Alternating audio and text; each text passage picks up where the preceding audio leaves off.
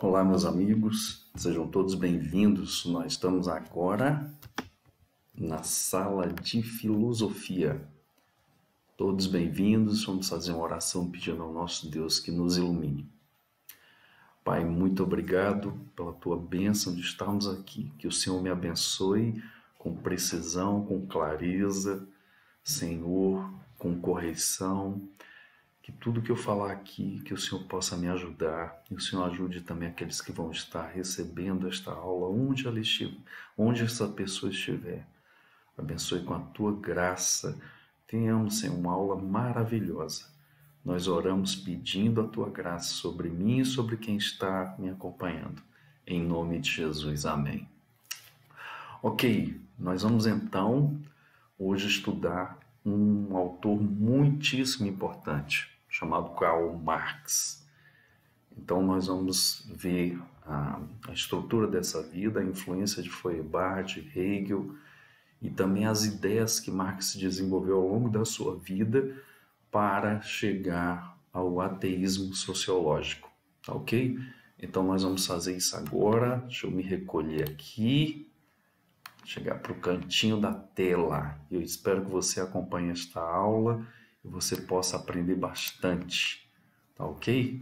Então vamos lá para a nossa aula de Marx. Deixa eu voltar aqui as minhas anotações. Então veja, nós estamos acompanhando nesse livro aqui, Urbano Zilles, Filosofia da Religião. Urbano Zilles, Filosofia da Religião, é da Paulus. Saiu com essa capinha nova agora, mas o conteúdo é o mesmo. Foi uma reedição. Eu não sei o ano, mas é mais para cá um pouco. Tem a publicação mais velha.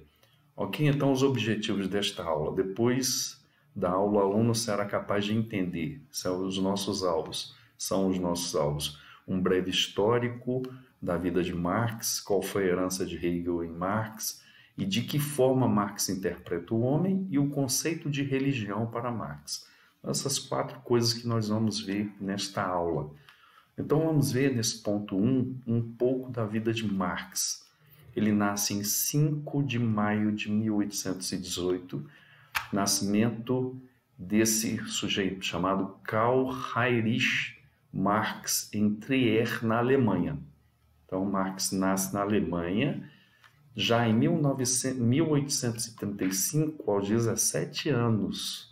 Ele ingressa na Universidade de Bonn e começa a cursar Direito. Estudou Direito por 1 ano e ele se muda para a Universidade de Berlim porque o seu interesse aqui é interessante. Em Berlim, ele passa do direito, ele vai do direito para a filosofia. Por quê?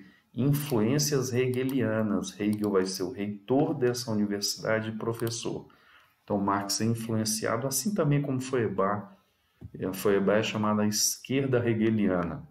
Então, Hegel influencia Marx e ele muda de interesse na sua vida, do direito para a filosofia. Em 1841, portanto, com 23 anos, ele recebe o título de doutor em filosofia, tá ok? Com a tese sobre a diferença entre as filosofias de Demócrito e Epicuro, filosofias materialistas da antiguidade, que já era aí um despontar para a filosofia de Marx. De 1841 a 43, Marx se lança no jornalismo. Por quê? Porque ele quer propagar suas ideias desde já e passa a integrar a chamada Gazeta Renana, da região onde ele está, e ele passa a ser o redator-chefe, acredite. Em 1842, portanto, com 24 anos, ele passa a ser o redator-chefe da Gazeta Renana. E aí o que vai acontecer? Uma coisa que vai ser comum na vida de Marx: sanções, perseguições pela polícia alemã. Por quê? Por causa das ideias dele extremamente revolucionárias e do tom, esse tom revolucionário causa muito problema para a ordem pública. Eu não estou falando aqui que está certo ou está errado. Logicamente, tem coisas que Marx vai falar que são muito interessantes, e isso gera o quê? Um desequilíbrio social. Então ele sofre perseguição e sanções pela polícia alemã. Isso vai causar o quê? Um refúgio de Marx em Paris. Então isso se dá em 1843. Ele foge da polícia alemã. E aí o que vai acontecer? Foi expulso devido às suas atividades políticas junto aos refugiados alemães. Ele é expulso então de Paris e ele embarca para Bruxelas e passa um tempo ali em Bruxelas. Então, ao se refugiar em 1845, portanto Marx passa aproximadamente 2 anos em Paris, mesma postura revolucionária, vai sofrer sanções e perseguições em Paris. Ele foge em 1845 para Bruxelas. E aí ele tem um encontro com Friedrich Engels, com o qual ele estreita relações a partir daí até a morte dele. E não somente laços, mas laços profundos e duradouros de amizade.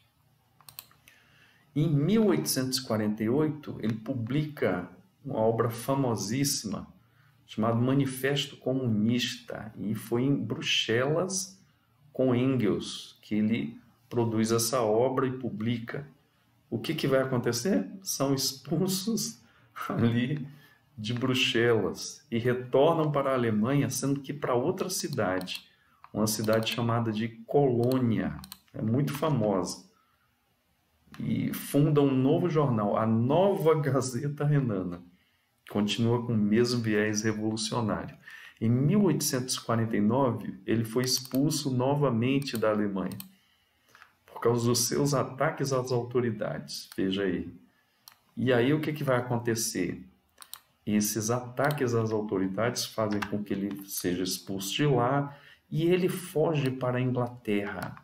Foge para a Inglaterra, aqui, onde vive até a sua morte. Então ele vai ficar de 1849 até a sua morte. Na Inglaterra ele convive pessoalmente com a desesperada miséria na qual a grande indústria massacrava os operários. E aqui eu vou para uma nota de rodapé que eu coloquei, que foi tirado exatamente da obra-prima de Marx, O Capital. Nós vamos dizer que está em 4 volumes, mas ele só produz o primeiro. Então ele diz aqui, às 2, às 3, às 4 horas da manhã, crianças de 9 ou 10 anos são arrancadas de seus leitos imundos, obrigadas a trabalhar até 10, 11, 12 horas da noite. Já imaginou? Que coisa terrível! Por um salário de pura subsistência. Os seus membros se descarnam, a sua figura se contrai, os traços do seu rosto se embotam e a sua humanidade se enrijece, completamente num torpor de pedra que causa horror a quem os vê. Isso é um testemunho de Marx enquanto ele mora ali na Inglaterra. Isso causa uma revolta muito grande em Marx por causa do massacre dos operários e principalmente das crianças. Impressionou profundamente Marx essa experiência e se torna aqui, veja, o elemento animador da sua atividade de escritor e agitador político. Então se intensifica. Marx já era escritor, já era agitador político, mas se torna mais premente, mais forte na vida de Marx. E é o que ele vai fazer daí para frente. Escrever, fundamentar as suas ideias, são ideias muito fortes, e ele vai fundamentar aquilo que ele tem visto como uma postura de um pensamento para mudar essa situação. E isso na prática nós vamos ver.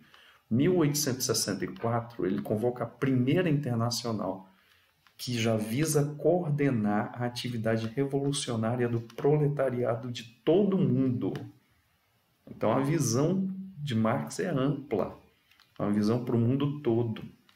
E no dia 14 de 3 de 1883, ele morre com 64 anos.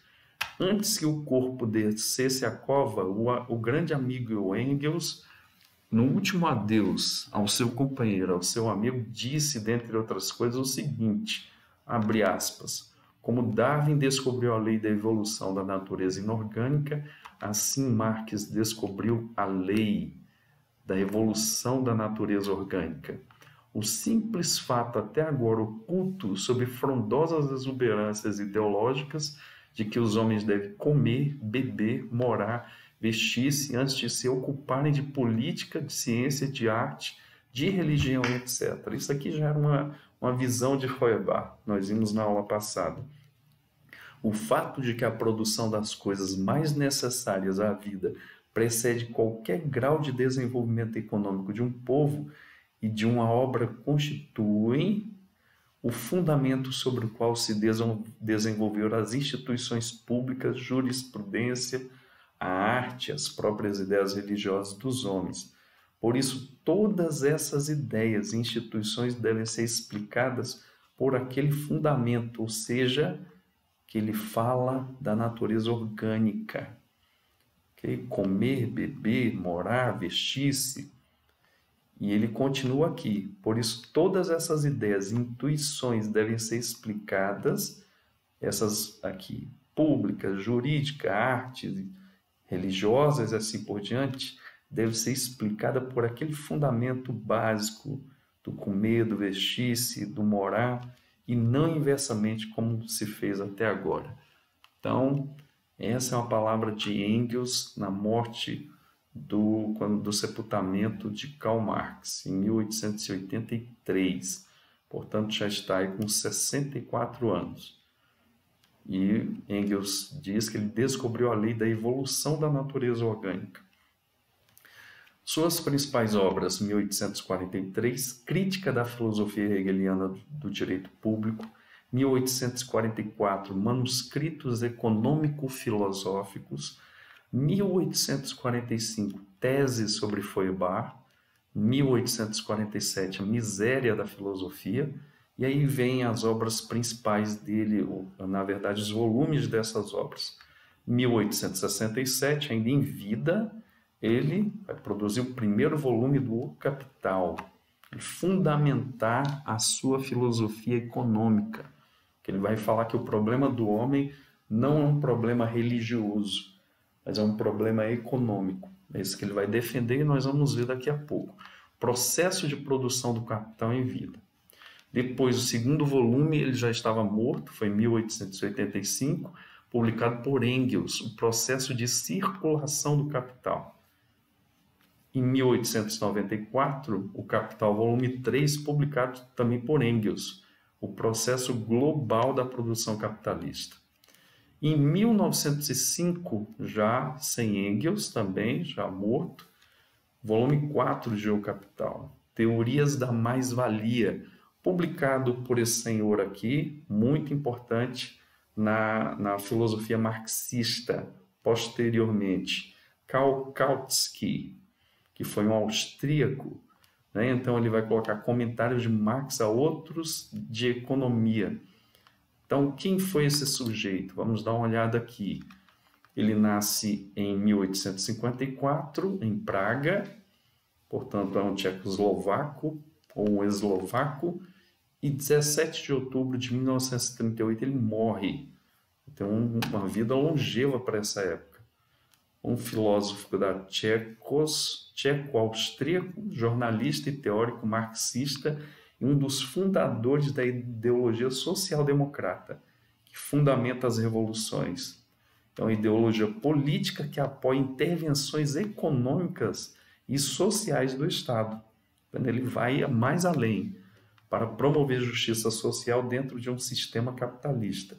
Uma política envolvendo Estado de bem-estar social, sindicatos, regulação econômica, assim promovendo uma distribuição. A preocupação do Kautsky era o que a distribuição de renda mais igualitária e um compromisso para com a democracia representativa.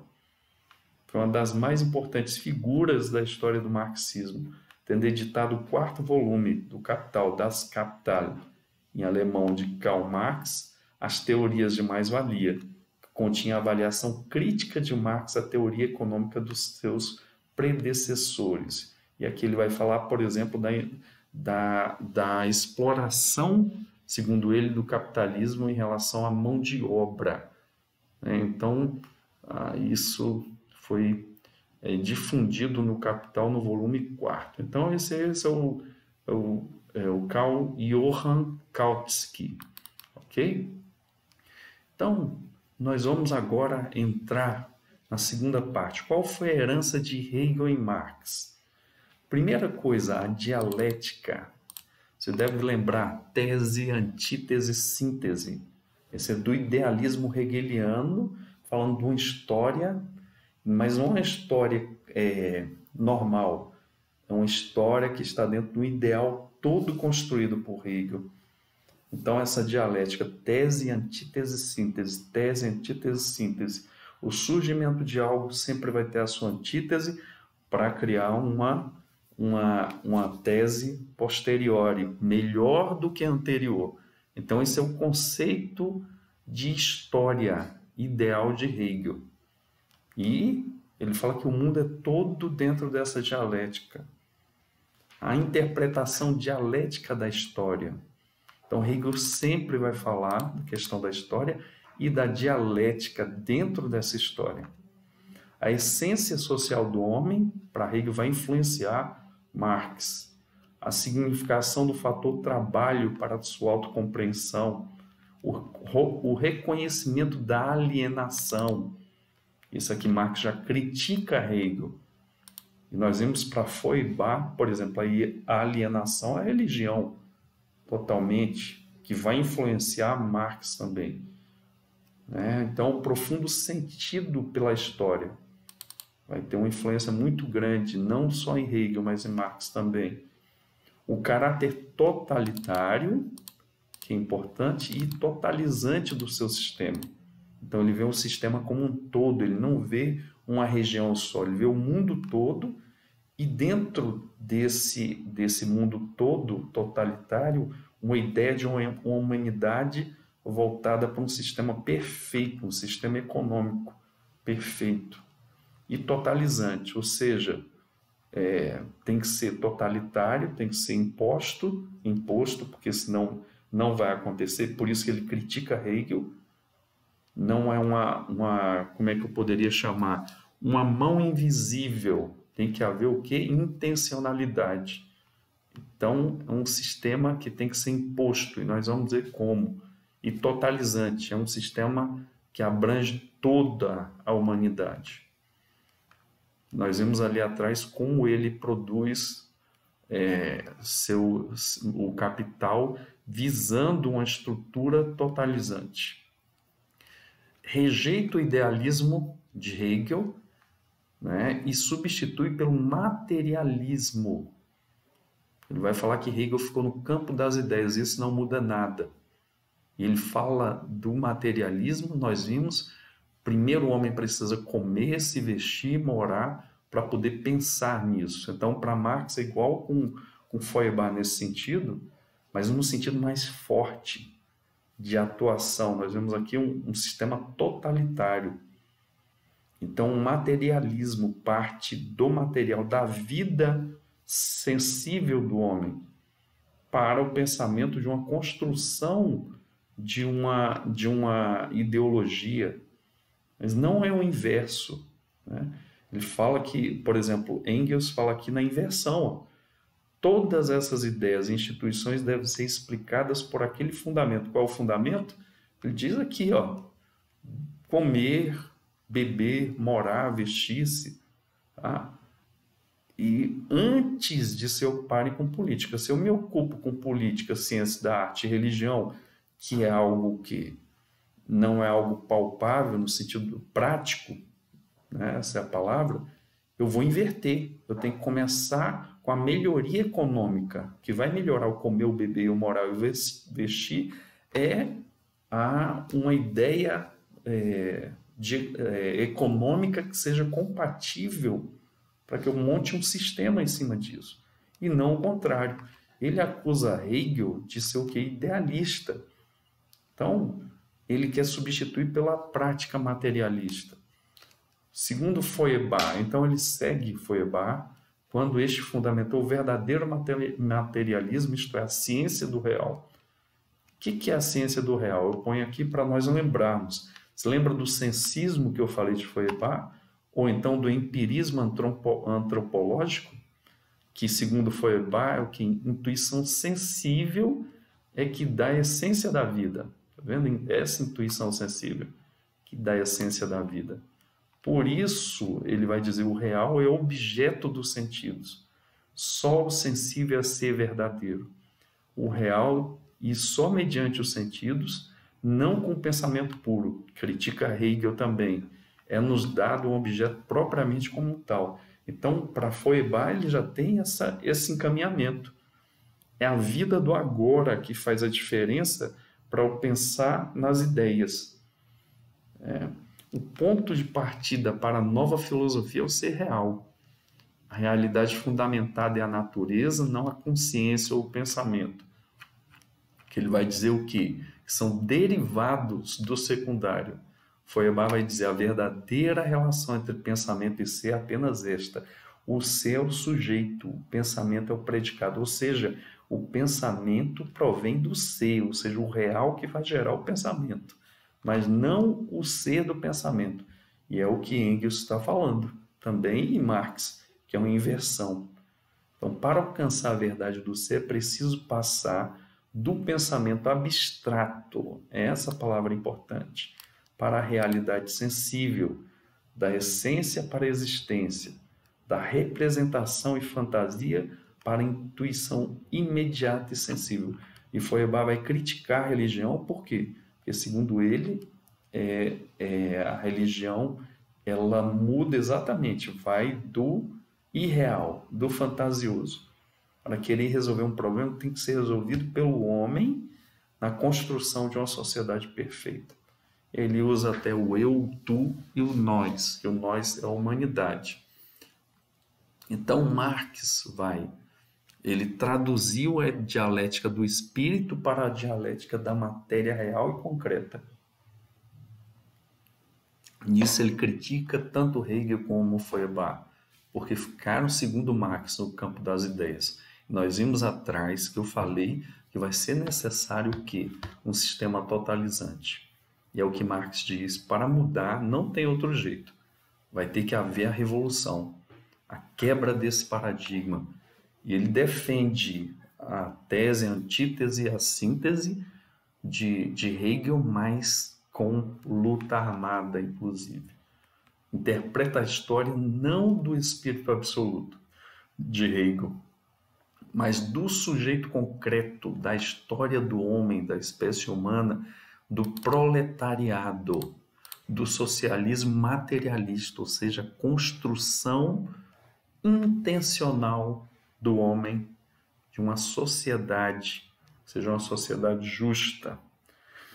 Marx só esquece aí, suprime todas as vezes que suprime Deus do discurso, qualquer discurso filosófico, e suprime o homem no quesito pecado, a coisa se torna muito complicada, porque nós sabemos que nessa vida, biblicamente, nós não vamos construir uma sociedade justa.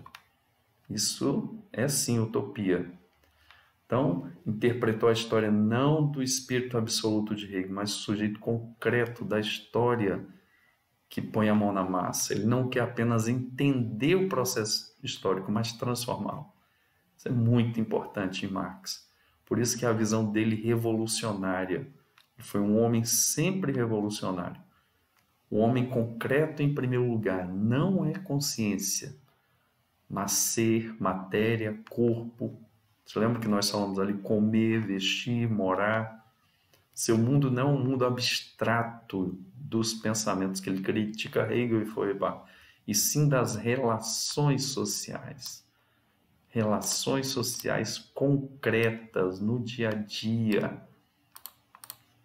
O trabalho do homem não é a autoprodução da consciência, senão o trabalho prático do operário no processo de trabalho. A superação da alienação. Como é que vai se superar? Não se realiza só no pensamento. Ele vai falar da alienação também na religião, em relação ao que Feuerbach disse, mas deve realizar-se na vida prática da sociedade.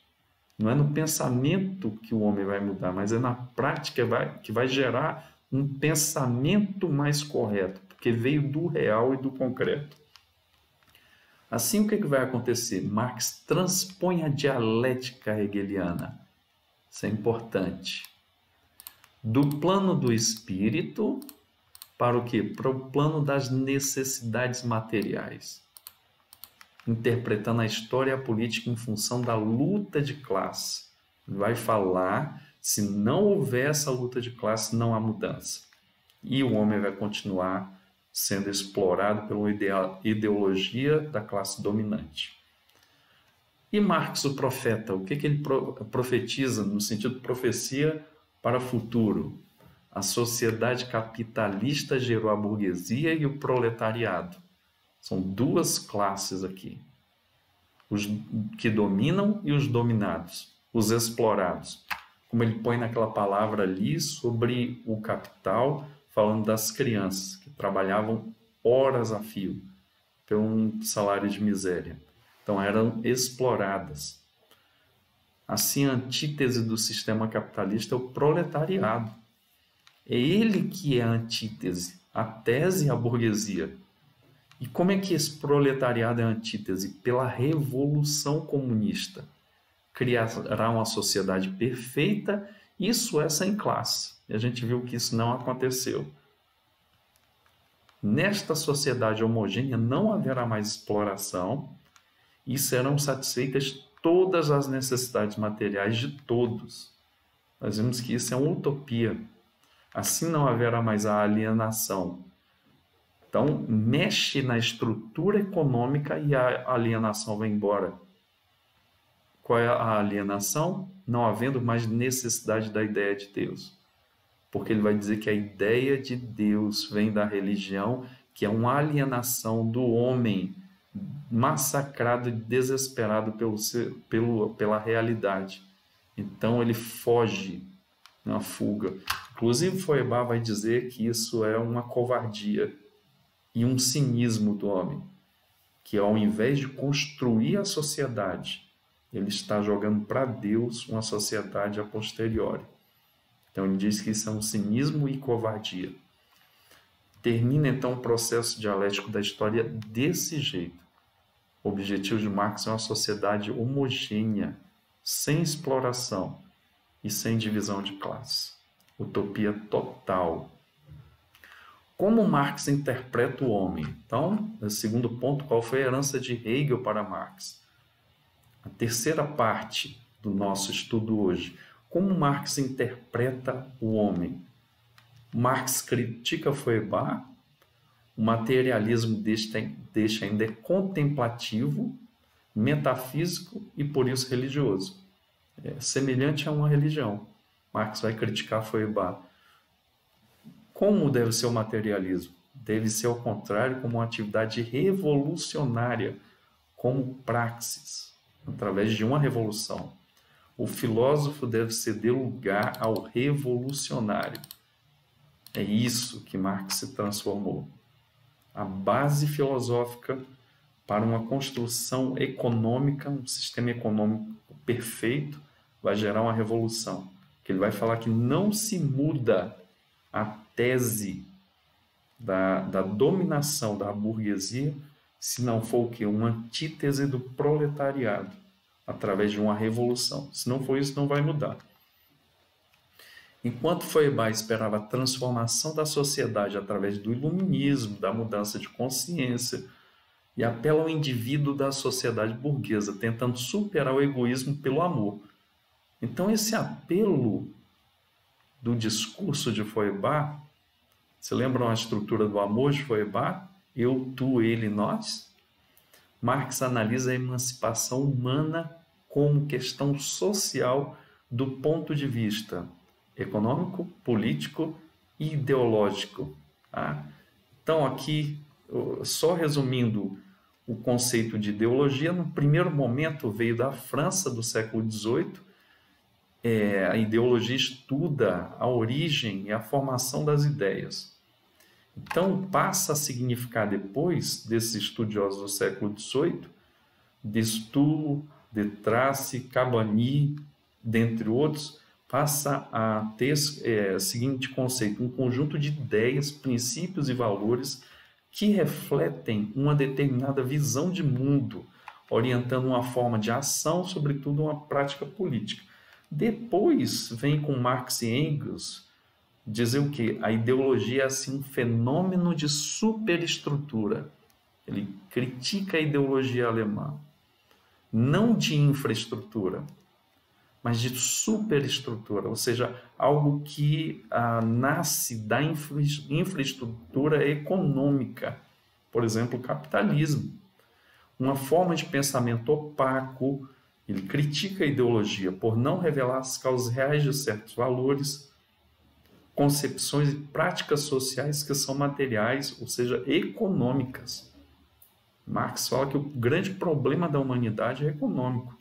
Contribui para a sua aceitação e reprodução, essa ideologia, representando o mundo invertido. Você lembra o que eu falei?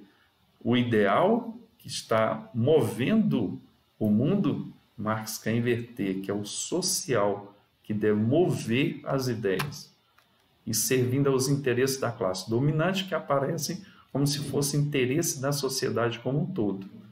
É a classe dominante que está, através desse fenômeno ideológico, dominando. E num terceiro momento, já como influência a Marx e Engels, vai a ideologia tomar o quê? Significar um processo de racionalização, um autêntico mecanismo de defesa dos interesses de uma classe ou grupo dominante. Então, tem por objetivo essa ideologia justificar o domínio exercido e manter coesa a sociedade, sem desequilíbrios. Então, apresentando o real como homogêneo, a sociedade como indivisível, permitindo com isso evitar os conflitos e exercer a dominação. Uma volta aí ao conceito de ideologia para você entender melhor do que Marx está falando. Então, Marx está contra Feuerbach, que ele quer uma emancipação. Eu falei aqui atrás, né, que ele está atrás de uma transformação, que eu não sei onde está agora, mas ele quer transformar, ele não quer pensar a sociedade. Então, Marx exige mudança, né?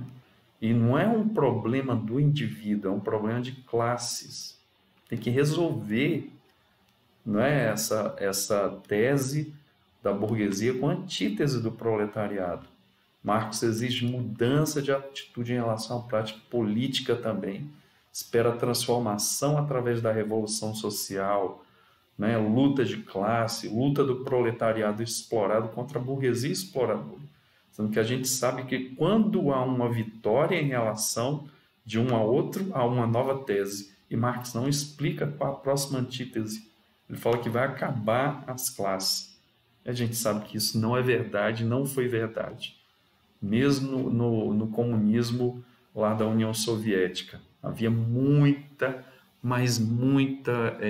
riqueza no Kremlin, enquanto a população comia ração, na sua maioria, né? Consequência do pensamento marxista: o socialista deve se tornar proletário e o proletário deve se tornar socialista. Então, qual a saída? A antítese do proletariado. Concretamente, ele postula que a revolução comunista para resolver o problema. Postula a ciência do homem real, evolução histórica concreta e a prática revolucionária. Em quarto lugar, o que é religião para Marx? Segundo Marx, para a Alemanha, a crítica da religião está essencialmente terminada. Como? E a crítica da religião é o suposto toda crítica. Como isso? Está terminada. Porque ele diz que a religião vai acabar, que a religião aliena o povo. Não é o fundamento da religião, mas a expressão da alienação. O que quer dizer isso? A expressão, ou seja, a essência da alienação do homem é econômica. Você lembra que eu falei? Quando resolve essa questão, sendo a antítese, o proletariado contra a burguesia dominadora e massacradora, o que vai acontecer? Vai sumir a religião. A religião, segundo Marx, ela é necessária por quê? Para trazer consolo espiritual para o homem que está além da história na eternidade. Ele fala, não, tem que se resolver hoje, não é jogar para frente. Feuerbach já criticava isso. A religião apenas oferece ao homem uma libertação espiritual, porém imaginária e ilusória. O real problema, segundo Marx, vem da onde? Do contexto econômico. Então, resolvendo essa questão do contexto econômico, dos proletários lutarem contra os não proprietários, lutarem contra os proprietários, vai haver o quê? A destruição dessa estrutura econômica e quem vai sumir? A religião, que vem, segundo Marx, desse problema econômico, dessa dominação, desse sentimento de massacre, de falta de sentido para a vida que acontece da burguesia em relação ao proletariado. Se destrói isso aí, o que vai acontecer? A religião também vai embora. São as estruturas econômicas que geram a falsa consciência, que é a religião. A desigualdade social e econômica vai gerar a religião, segundo Marx. Assim, a ideia de Deus, segundo Marx, é resultado da economia alienante. A religião, segundo Marx, é um aroma de uma sociedade alienada. O protesto da religião contra esse mundo permanece, segundo ele, sem consequências, porque propõe uma solução para além da história, na eternidade. Como o cristão espera uma sociedade perfeita em Cristo, como prometida na Bíblia para Marx, isso é uma alienação. Por causa de quê? Porque não há uma vida perfeita aqui hoje. Aí se pensa na vida perfeita a posteriori. A religião é o ópio do povo, ou seja, o calmante, porque desvia a atenção deste mundo e de sua transformação. O homem passa a ser o que é alienado. Ele não quer pôr a mão na massa para transformar essa realidade caótica. Ele vai dizer que a religião, segundo ele, hipnotiza os homens com falsa superação da miséria e assim destrói sua força de revolta. Porque o problema para Marx é econômico. O problema do homem é o quê? Que ele quer, por causa disso, uma vida perfeita pós-terra. O que é a alienação religiosa, segundo Marx? É a projeção do seu ser essencial para fora de si, perdendo-se na falta de visão, segundo Marx, um mundo transcendente e perfeito. Então, a religião, assim, nada mais é do que uma projeção do ser do homem no mundo ilusório. É o que o Feuerbach já tinha falado. Vai trazer uma felicidade ilusória e excrescer sua desgraça presente. Então, para haver libertação, proletariado e a humanidade, o proletariado tem que se insurgir numa revolução contra a dominação burguesa. Então, como é a superação da religião? Ela não se dará apenas pela crítica intelectual. Para eliminar a religião é preciso eliminar todas as condições de misérias do homem. E onde é que estão essas condições? Veja, na estrutura, está aqui, infraestrutura econômica, que vai gerar o quê? Uma superestrutura sem religião. Portanto, a religião é a superior estrutura hoje dessa desigualdade de classe, que é gerada pelo capitalismo, segundo Marx. Uma contradição fundamental, segundo Marx, não está na própria religião, e sim no sistema do modo de produção dos bens materiais. É um problema econômico que gera o que? A religião, segundo Marx, que é desnecessária se resolver esse problema econômico. A alienação religiosa, assim, se funda na alienação econômica. Isso é muito importante para Marx. No mundo da economia burguesa, segundo Marx, o homem pensa e Deus ajuda. Para Marx, Deus é apenas consolação interesseira desse homem, né, que está, no caso do capitalismo, dos que estão dominando, a jogar que Deus quis dessa forma. E no caso de quem está sofrendo, Deus me ajuda, porque eu não tenho condições de superar isso. Homens, crianças, até 10 anos trabalhando 14 horas por dia, 16 horas por dia. Portanto, de um lado, tem a classe dominante. Deixa eu voltar aqui para a tela cheia, que nós chegamos ao final do nosso encontro. Então, para a classe dominante, é ter o quê? A ideologia de falar que Deus quis assim. E para a classe dominada do proletariado, que sofre e é massacrada para a produção dos produtos, né, capitalistas, produção, que a exploração dessa mão de obra é o que vai gerar mais-valia, ou seja, o lucro. Para esta que está sendo massacrada, ela vai buscar o quê? Num mundo de Deus, segundo Marx. Eu fecho esse vídeo só lembrando, né, aquilo que Jesus Cristo diz: pode o homem ganhar o mundo inteiro e perder a sua alma. Qual é a vantagem disso? Porque não é só no sistema marxista, mas em todos os sistemas filosóficos que tiram a pessoa de Deus e tiram aquilo que Deus fala sobre o homem, que o homem é pecador, que a solução desse homem não está nele próprio, não está no seu trabalho, não está na economia, não está na política, não está na busca de uma sociedade perfeita. Não, a solução não está nisso. A solução está na salvação de Cristo em relação a esse pecado. Então Marx se esquece disso. E por isso que não dá certo. Porque o real e o concreto, biblicamente falando, é aquilo que Deus fala sobre o homem e fala da solução para esse homem. Ou seja, fala que o homem é pecador e está perdido nesses delitos e pecados. E vai falar da solução, que é o quê? De uma nova humanidade inaugurada por Jesus Cristo, que é o segundo Adão. Vai trazer a resposta para o vazio no coração do homem, como Agostinho falou nas suas confissões, na primeira página, que é do tamanho do coração do homem. Esse vazio só Deus mesmo pode preencher. Que com esse texto de hoje nós possamos entender melhor o que acontece nessa filosofia marxista. Ok? Espero que eu tenha ajudado. Vamos orar agradecendo a Deus agora. Pai, obrigado por esse tempo de aula.